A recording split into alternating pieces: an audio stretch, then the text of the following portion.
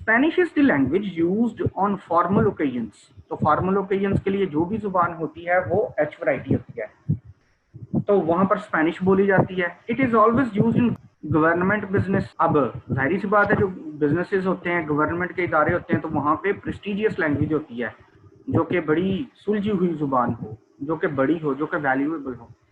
In conversation with strangers who are well dressed, और कोई बंदा बड़ा वेल ड्रेस्ड अजनबी है तो आप बड़े आराम के साथ उसके साथ उर्दू बोलेंगे। विद फॉरनर्स, उनके साथ भी आप एच वैरायटी बोलेंगे। And in most business transactions, तो वहां पर भी आप एच वैरायटी बोलेंगे। लेकिन people use Guarani however with friends, friends के साथ जब आप गालियां निकालेंगे, बदतमीजियां करेंगे, सर्वेंट्स के साथ जब बदतमीजी करेंगे, and strangers who are poorly dressed. हाँ, जे तो बने होवे बाबू तो फिर साड़ी निकलती है उर्दू, ते जे होवे चंगड़ जिन्हें पाटे पुराने कपड़े पाए होण तो फिर असी पंजाबी बोल के उन्हें गालां कढ़ने। इन दी कन्फेशनल, तो कोई भी बात जब कहीं पे कोई बंदा अपनी गलती जुर्म का एतराफ़ कर रहा हो और हमको उस पर गुस्सा चढ़ जाए, तो फिर हम पंजाबी में ही बकवास करेंगे जो भी करेंगे। वैन दे टेल जोक्स, और जब हम लतीफ़े सुनाएंगे तो वो भी पंजाबी में। मेक लव, और जब जो है वो इश्क मोहब्बत की बातें करेंगे तो वो भी है, क्योंकि इश्क मोहब्बत फ्रैंकनेस होती है ना, फ्रैंकनेस की वजह से। And on most casual occasions, जितने भी कैजुअल ओकेजन्स होंगे हम लोग पंजाबी बोलेंगे। तो वहां पर पैराग्वे के जो कैपिटल सिटी है असंख्यन, वहां पे बोली जाती है Guarani. Spanish is the preferred language of the cities, but Guarani is preferred in the countryside. पिंडां दे विच उत्ते गुरानी बोली जाती है। And the lower classes almost always use it for just about every purpose in rural areas. पिंडां दे विच हर कोई जिहड़ा वे पट्ठे वड्ढण लई भी किसी ने गल करनी है, जाके खल वड़ेवें पाउण लई भी, ते उन्हां पंजाबी बोलनी है पिंडां दे विच। We can see therefore that the choice between Spanish and Guarani depends on a variety of factors। बहुत अहम बात आ गई है, ये सिर्फ ये नहीं है कि हमने स्पेनिश कहाँ पे बोलनी है और गुरानी कहाँ पे बोलनी है, नहीं। यहाँ पे आपको पेपर में कभी भी कोई बंदा पूछ सकता है कि हम एच वैरायटी कहाँ पे यूज करते हैं और हम एल वैरायटी कहाँ पे यूज करते हैं। जिथे असी सोफिस्टिकेटेड बनना होवे उत्थे एच वैरायटी होंदी है, ते जिथे असा मगरों लाना होवे उत्थे एल वैरायटी होंदी है। लोकेशन बड़ी मैटर करती है कि हमने कौन से फैक्टर्स हैं जी, कौन सी जुबान बोलनी है।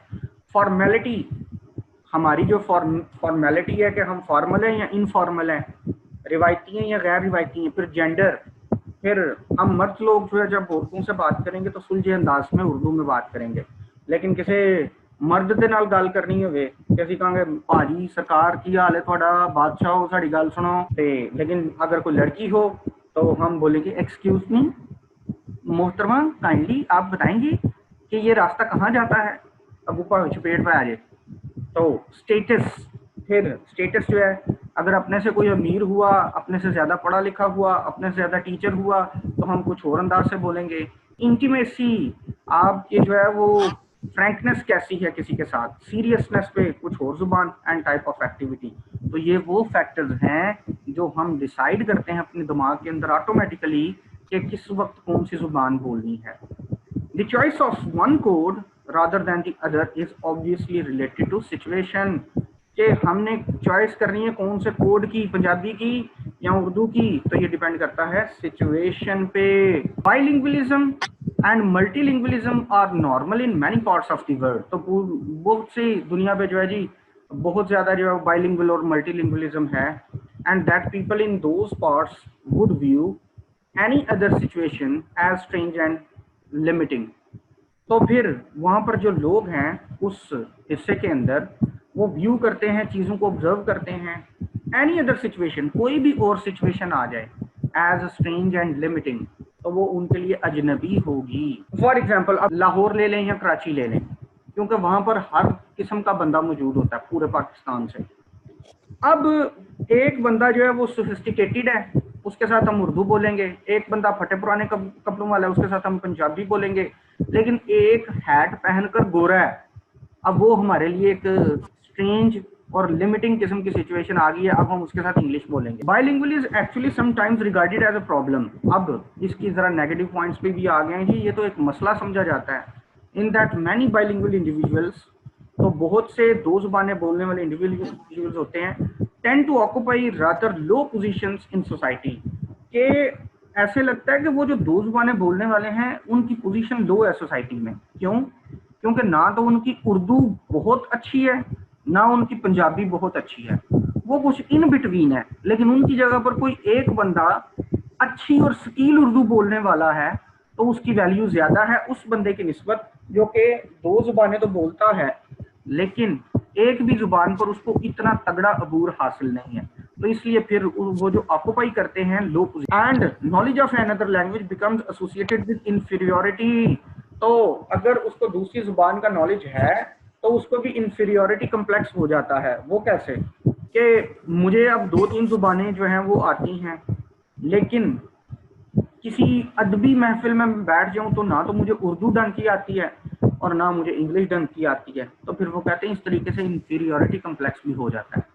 Bilingualism is sometimes seen as a personal and social problem. कभी कभार ये पर्सनल प्रॉब्लम हो जाती है कि किसी बंदे का जाती मसला है तो उसको दो जुबानें आती हैं तो वो अपने आप को इंफीरियर फील करने लगा है, या फिर सोसाइटी का भी मसला है, सोशल प्रॉब्लम। सोशल प्रॉब्लम का मतलब ये है कि आपको जो दो जुबानें आती हैं हो सकता है उस सोसाइटी के अंदर जो है वो दो जुबानें कोई भी ना समझता हो, तो फिर आपको एक तीसरी सीखनी पड़ जाए। या फिर आप एक सोशल प्रॉब्लम है कि अब आप एक स्टेज सेक्रेटरी हैं तो आप वहां पर उर्दू की बजाय पंजाबी बोलना शुरू कर दें। तो भाई ये एक पर्सनल और सोशल प्रॉब्लम भी है। क्या? Bilingualism not something that has strong positive connotations. इसकी कुछ स्ट्रॉन्ग और पॉजिटिव किस्म के मीनिंग नहीं है, कॉनोटेशंस नहीं है, इसके मीनिंग स्ट्रॉन्ग नहीं है, यानी कहीं कहीं पे इसका जो है वो हमें नुकसान भी होता है। अ बाइलिंगुअल और multilingual situation can produce still other effects on one or more of the languages involved। अब इनके इफेक्ट्स की बात हो रही है जी कि जब हम एक से ज्यादा लैंग्वेजेस बोलते हैं तो इनके कुछ इफेक्ट्स भी हो सकते हैं ऑन वन और more of the languages involved. तो जब एक से ज्यादा लैंग्वेजेस इन्वॉल्व होती हैं तो इनके कुछ इफेक्ट्स भी होते हैं। As we have just seen it can lead to loss, for example language loss among immigrants. तो जब एक मुल्क से लोग जो हैं वो दूसरे मुल्क में जब जाते हैं, हमारे पाकिस्तानी इंडियंस जब जाते हैं बाहर के मुल्क जो हैं, तो ये इनकी अपनी लैंग्वेजेस ख़त्म हो जाती हैं, ये वहाँ की जो है वो इंग्लिश बोलना शुरू कर देते हैं और इनके बच्चे जो हैं वो फिर बाद में अपनी लैंग्वेजेस कम बोलते हैं और वहाँ की लैंग्वेज ज़्यादा बोलते हैं। तो फिर इमिग्रेंट्स की वजह से जो है वो लैंग्वेज का खात्मा होता जाता है। But sometimes it leads to diffusion. लेकिन कभी कभार क्या होती है कि एक जगह से दूसरी जगह जब हम जाते हैं तो फैलाव भी मिल सकता है। जरूरी नहीं है कि खात्मा हो लैंग्वेज का, लैंग्वेज फैल भी सकती है। That is certain features spread from one language to the other. तो एक लैंग्वेज से एक फीचर जो है वो दूसरी लैंग्वेज में बहुत ज्यादा फैल जाता है as a result of the context situation, क्योंकि अब आपका ताल्लुक होता है बहुत से लोगों के साथ। Particularly certain kinds of syntactic features, तो खास करके सिंटैक्टिक फीचर्स जो हैं वो बहुत ज्यादा फैलते हैं। सिंटैक्स की बात हो रही है।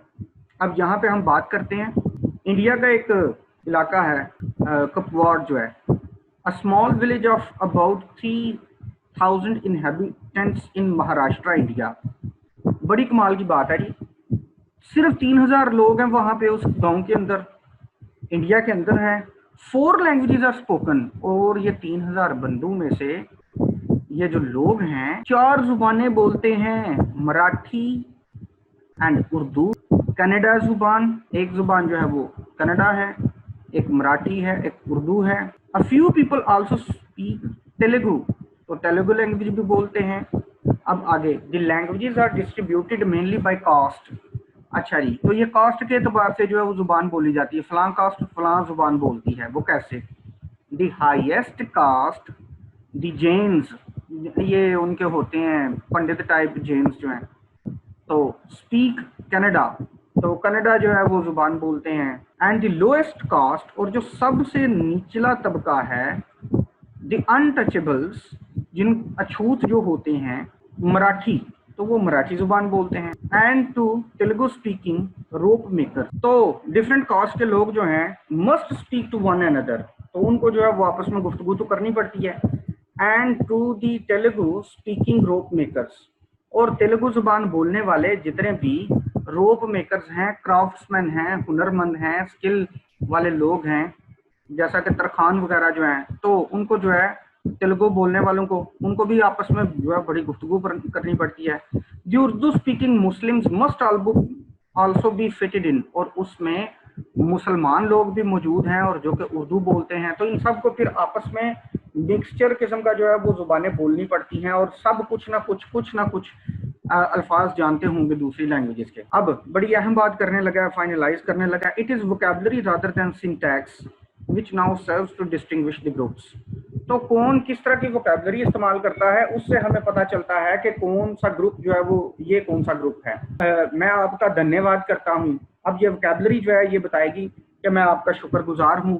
अब धन्यवाद और शुक्रगुजार से पता चलेगा कि मैं मुसलमान हूँ, उर्दू हूँ स्पीकर हूँ, या फिर मैं हिंदू हूँ तो मैं हिंदी स्पीकर हूँ। And the variety of multilingualism that has resulted is a special local variety. तो ये स्पेशल लोकल वैरायटी नतीजा बनता है जी आपस में इन जुबानों के मिलने का, which has developed in response to local needs, जो कि उस लोकेलिटी की नीड्स को पूरा करने के लिए ये जुबानें बोली जाती हैं। ये था जी आज का हमारा टॉपिक जो है मल्टीलिंगुअलिज्म, बाइलिंगुअलिज्म।